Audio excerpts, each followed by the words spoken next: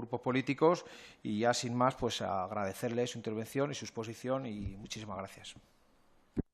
Gracias, señor Herrero-Bono. Y ahora de nuevo tiene la palabra el señor Urueña por un cuarto de hora aproximadamente para contestar a las cuestiones planteadas. Tengo para hacer otra, ¿eh? Se han pasado todos un poquito. Sí. Voy a ir viendo cuestiones comunes y luego voy a cuestiones específicas. Efectivamente, Oloris, de Esquerra. Creo que además de la educación física es fundamental la parte de la alimentación, está claro. De hecho, en los informes se dice. Y si nosotros revisamos los currículos escolares, no tendría que ser un problema, porque es un apartado que está en los currículos escolares, pero parece ser que se le da menos importancia de la que tiene. En ciencias naturales está contemplado la parte de alimentación, en educación física está, pero es que en educación física, en el decreto de currículo de educación física está todo. Es imposible, es una barbaridad. Yo voy a hacer una reflexión como director de centro. Con la publicación de la LOMCE y su entrada en vigor, una asignatura concreta, como es Ciencias Naturales, en la etapa de ESO y bachillerato, el profesor tenía que dar respuesta de cada alumno a 1.700 ítems por los estándares que se plantearon. Entonces, no es posible. Por eso yo he hablado de una futura ley de educación física. Y hilando con eso, no habría tantos problemas con las comunidades autónomas, porque con la estructura curricular, como así se le llama en la LOMCE, a lo que es el plan de estudio, cuando en la LOE estaba otra estructura diferente, las comunidades autónomas no tenían que poner tantos impedimentos. ¿Por qué no puede ir desde el Gobierno central el número de horas de educación física?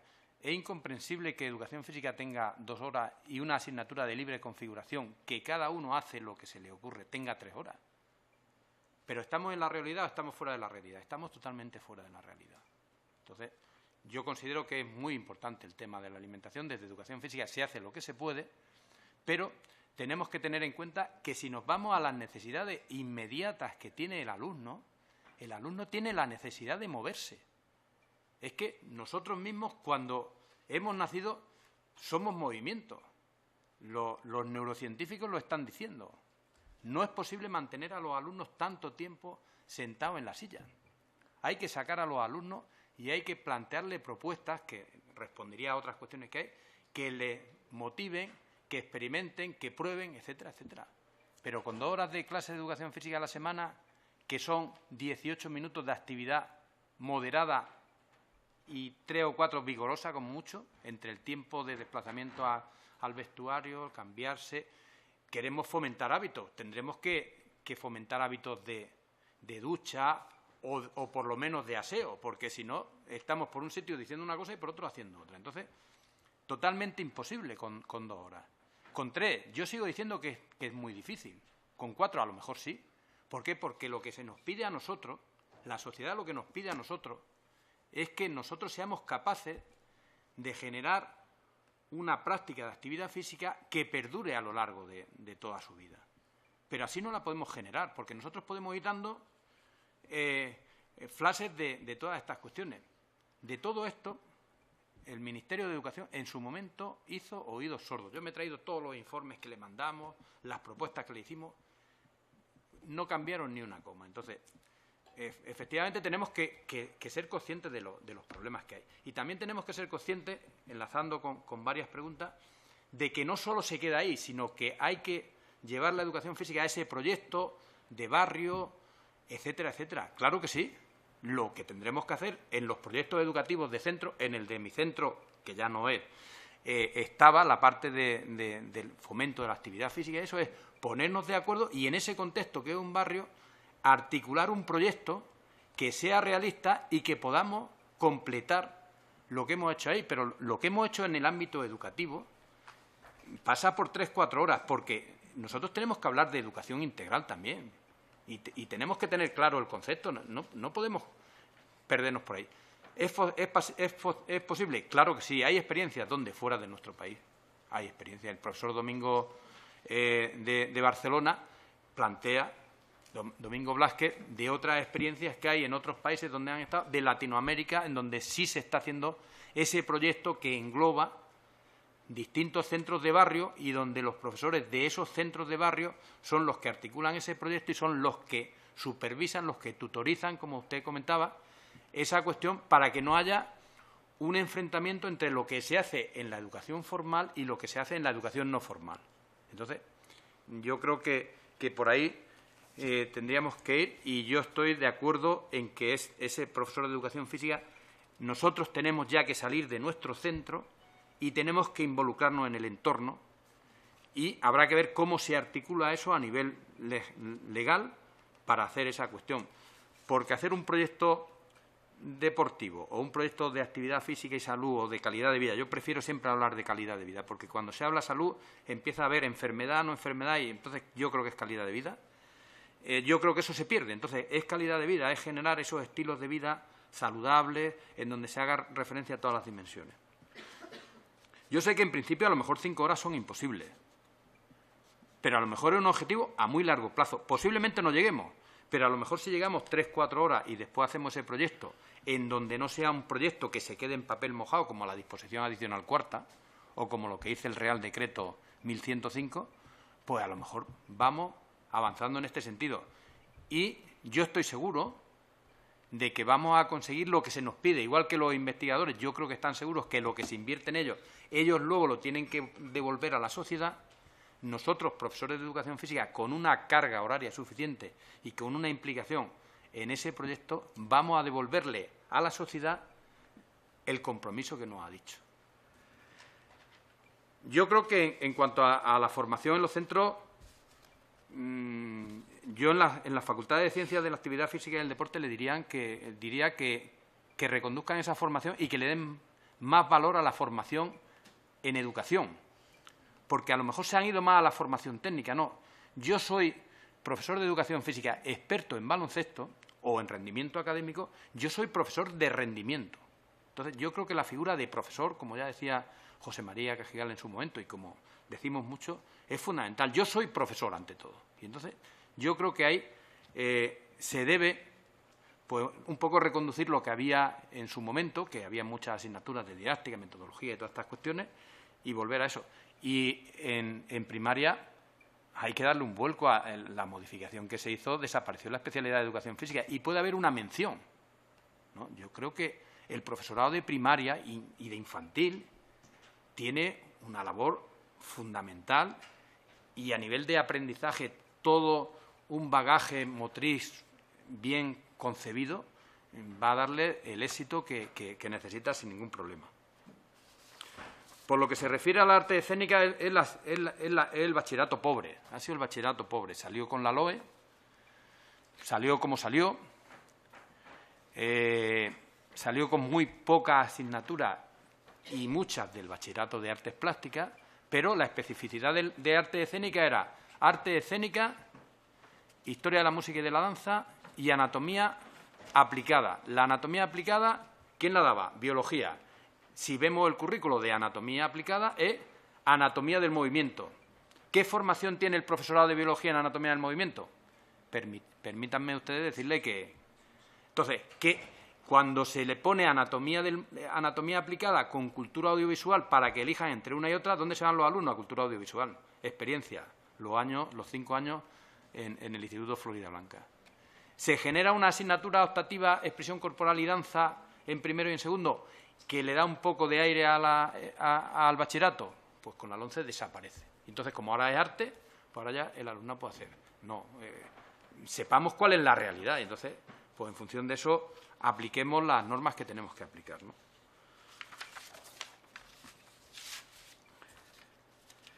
En cuanto a la seguridad escolar, en la región de Murcia hay un planning de seguridad en general. Pero en educación física, dentro del currículo, también está la parte de seguridad. Pero es que en educación física, desde ya hace muchos años, yo terminé mi carrera en el año 80, yo desde el año 80 siempre he tenido el apartado de seguridad en la práctica de la actividad física. En mi centro, aproximadamente, en un centro de 1.300 alumnos, un 5% sería mucho de alumnos que tienen algún problema en las clases de educación física. ¿Por qué? Porque a nosotros nos han enseñado, en lo que podemos controlar, cómo tenemos que intervenir para evitar que hayan situaciones de riesgo, todo el tema de ayuda, etcétera, etcétera. Claro, hay luego cuestiones que no son, no podemos intervenir en todo, al campo no se le puede poner puertas, ¿no? Pero con esas cuestiones que tengamos menos de un 5%, pues yo creo que algo estaremos haciendo para que esa seguridad esté, teniendo en cuenta que hay entornos en donde es muy difícil, por ejemplo, en el entorno natural. Cuando nosotros salimos a hacer actividad física con los chavales fuera, pues tenemos que esforzarnos por poner todo lo que podemos de nuestra parte para evitar todos esos problemas. Me estoy refiriendo cuando salimos al medio natural a hacer orientación en la montaña y nosotros nos desplazábamos 6 o 7 profesores para ponernos en los sitios donde veíamos que podía haber más riesgo para los chavales para que no hubieran esos problemas. Yo creo que se tiene que seguir ahondando a nivel de seguridad, pero a nivel de seguridad, a nivel de centro, porque ¿qué seguridad se tiene en los laboratorios, en los talleres, etcétera, etcétera? Entonces, efectivamente hay que hacer un plan de seguridad que posiblemente en la formación recibida por el profesorado de otras materias no la han recibido, pero en el caso nuestro, como tenemos el hándicap de este tipo de actividades, la hemos tenido que recibir, ¿no?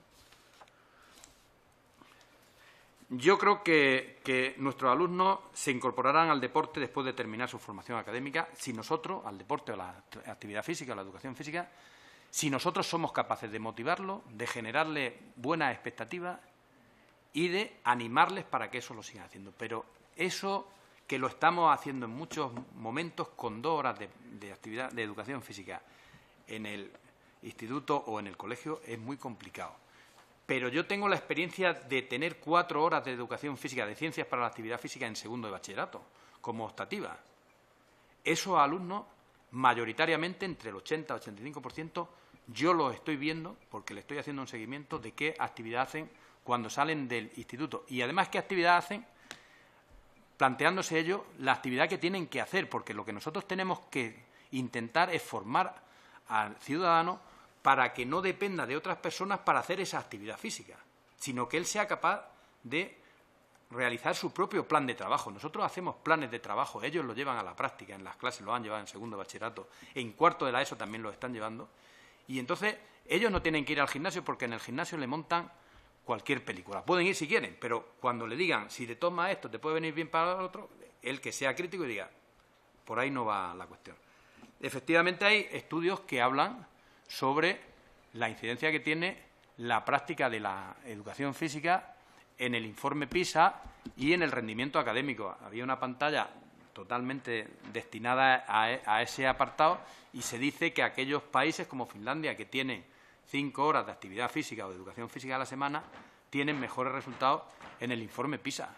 Copiemos, ¿no? Es que si hay un sitio que está funcionando, lo tendremos que adaptar a nuestro contexto y ver qué es lo que podemos utilizar y utilizar lo que podemos utilizar y adaptarlo. Suecia, cuando hizo su plan su ley de educación, se copió de Finlandia. Desde el año 90, si no recuerdo mal, sigue en vigor la ley de educación en Suecia. Y es una copia de Finlandia adaptada al contexto. Entonces, yo creo que está claro. En Granada hay un estudio de Ardoy que salía en la transparencia, el segundo en la parte de arriba, que decía que aquellos alumnos que habían hecho una actividad física y, sobre todo, que habían hecho una actividad vigorosa, tenían mejores resultados académicos que los alumnos que no hacían actividad física. Eso en nuestro país hace muy poco tiempo. Las reseñas de Ardoy la van a tener ustedes porque yo terminé anoche de redactar toda la exposición y se la voy a hacer llegar a la comisión para que la tengan ustedes y van a tener todas las referencias bibliográficas que he empleado para ello. Bueno, se me ha olvidado en principio pues darle a ustedes las gracias por el agradecimiento porque haya estado aquí. Para mí pues es un placer compartir esto con todos ustedes. A pesar de que yo ya me encuentro en una situación de jubilado, yo sigo muy implicado y creo que no hace falta que lo diga en educación física y pienso dar mucha guerra en educación física. Efectivamente, yo no sé por qué el legislador no contempló la competencia corporal y calidad de vida. En algunos casos se habla de competencia motriz, bien. Quizás cuando se hizo la traducción de seco al español se puso competencia motriz y entonces el legislador entendió que la competencia motriz solo era competencia de educación física. Grave error, porque el cuerpo es competencia de todas las materias que hay en el currículo, como yo les comentaba, el coger y que el alumnado tenga la postura adecuada durante la clase, el que transporte el material en condiciones, el que tenga la habilidad o destreza, porque ahí ya podemos encontrarnos con términos que unos dicen una cosa y otra, la destreza manipulativa en la utilización de herramientas, en la utilización de material de laboratorio, en no sé qué, en todas estas cuestiones, el que el alumno sea capaz de expresarse corporalmente, el que el alumno tenga un ritmo, el que el alumno tenga esos hábitos de práctica, de actividad física, calidad de vida. Eso es competencia de todas las asignaturas. Igual que en lengua es competencia de todas las asignaturas, pues que el alumno lea, que comprenda lo que lee, etcétera, etcétera. Y hay una competencia lingüística. ¿Por qué no puede haber una competencia corporal y calidad de vida? A lo mejor es que los profesionales no hemos sido capaces de generar esa necesidad. Bueno, pues ya la estamos generando. Si no hemos equivocado, estamos a tiempo. En una futura ley puede aparecer, ¿no? Muy bien. ¿A qué estamos condenando a los niños? Pues está claro, a la obesidad. 2030, Organización Mundial de la Salud, alerta. La población infantil y juvenil va a haber un porcentaje del 70% aproximadamente de niños obesos. Entre el 70 y el 80% de niños inactivos. El informe de la Organización Mundial de la Salud de 2016, la falta de movimiento casi se ha convertido como en algo reconocido a nivel social. Pues ahí estamos. Efectivamente se mejora en el informe PISA, y cito Finlandia por citar algunos, por ir un poco más rápido. Yo creo que el pasar de asignatura, yo soy quizás muy pesado en esta cuestión, pero es que para mí es fundamental que sea una materia troncal. Para otros colectivos a lo mejor no es, pero es que yo creo que es fundamental. Nosotros, quieran o no quieran, los que quieran, nosotros contribuimos a esa formación integral. Y esa formación integral se consigue con una asignatura en la parte común. Y si fuera de plástica, posiblemente diría que la plástica también, pero yo estoy ahora por educación física y diría eso. Entonces, no porque en algunos casos, y yo creo que en muchos, lo que hay que hacer es un cambio metodológico a nivel de todas las materias. Quizá menos en educación física, porque cuando nosotros hablamos de metodología en educación física estamos hablando de enseñanza recíproca, de microenseñanza, de gamificación, de un montón de cuestiones. Cuando yo leo documentación de otras materias, estoy viendo exposiciones orales, clases magistrales. Bueno, pues tendremos que ver esas cuestiones. Y me quedaba el Grupo Socialista. La diversidad yo creo que es fundamental. Yo decía alfabetización física y integración en el contexto, inclusión. El informe de la Organización Mundial de la Salud, no, de Naciones Unidas, hay un informe que salía en la primera parte de la pantalla, que es educación física de calidad para los dirigentes políticos, donde lo primero que aparece es la alfabetización física y a partir de ahí la inclusión. Claro que sí, nosotros tenemos que incorporar a ese alumnado y tenemos que incorporarlo y que no sea rechazado. Cuando uno trabaja con el grupo y con los alumnos que tienen dificultades, somos capaces de integrarlo. El problema es dejarlo como un problema aparte. No, el alumno con silla de ruedas puede hacer lo que puede hacer y lo que hay que hacer es una progresión que ahora mismo sería difícil que superara la asignatura, pero lo que pasa es que se puede pasar de eso con los estándares que hay, porque ese alumno posiblemente no cumpla los estándares que se han establecido por ley, ¿no? Entonces, yo creo que vamos por ahí y quizá Ya tenemos que terminar porque tenemos al siguiente compareciente esperando. Me falta, luego te lo comento. Muy bien. Ya ha dicho que tenía para otra. Sí. Lo siento. Muchas gracias, señor Urueña, y le ofrecemos, como a otros comparecientes, la posibilidad de añadir, dadas las preguntas que le han hecho a través de un informe escrito, añadir aquellas cuestiones